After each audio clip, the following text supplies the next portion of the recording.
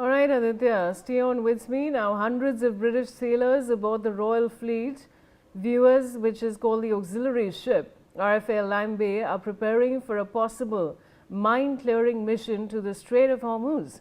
Though deployment remains uncertain, as the US, Iran and regional powers continue negotiations over a proposed peace agreement. Docked off the coast of Gibraltar, the British vessel is being loaded with ammunition and advanced mine-hunting sea drones equipped with sonar systems. Aditya, this is a big development that we're sharing with our viewers. What more can you tell us? Well, definitely, this was definitely we broke this news early in the morning today, Vishali, that how the our British Navy is trying, is now looking forward to clear the mines in the Strait of Hormuz.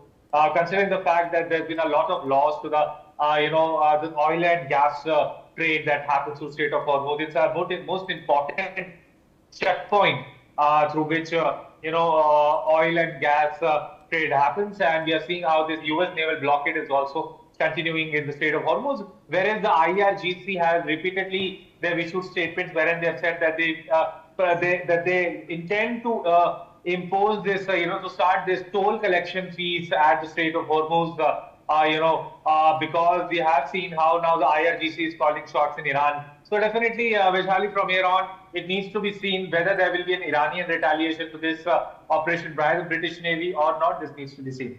Back to you.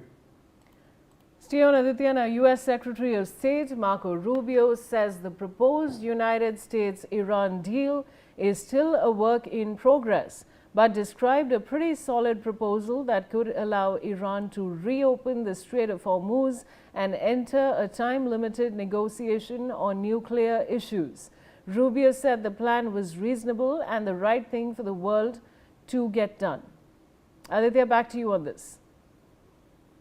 Absolutely, these statements by Marco Rubio definitely this emphasized the stance of the Trump administration that they intend to quickly open the Strait of Hormuz, so that normal trade begins. And definitely, we have seen statements by U.S. Secretary of State Marco Rubio that it would not at any cost allow Iran to initiate a tolling system at the Strait of Hormuz. So definitely, in the times to come, we could see the opening of Strait of Hormuz, and definitely the things also could change. The normalcy regarding this is expected to is very, very important, because we are seeing how the prices of petrol are rising day by day. So it becomes very important and significant, that the Strait of Hormuz is open. And however, the IRGC has said that the Strait of Hormuz will not return to the normalcy that existed prior to this U.S.-Israel.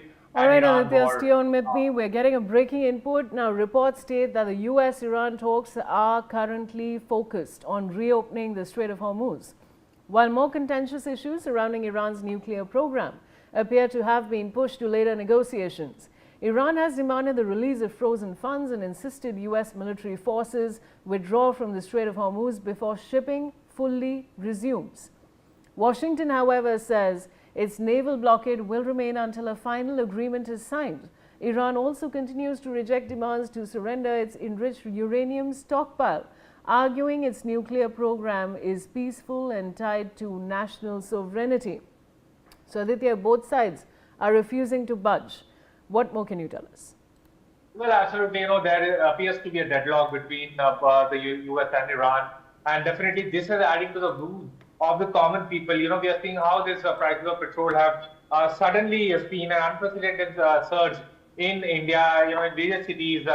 This morning also, we did a ground report wherein people were very, very frustrated due to the increasing petrol prices. And then this naval blockade of US continues in the Strait of Hormuz. Definitely, things are expected to take a very, very back turn, the pockets of the common people, because considering the fact that, prices set to are increasing of the petrol are increasing in this manner, then there will be difficulties, and it needs to be seen how things unfold as far as this escalation in the Middle East is concerned.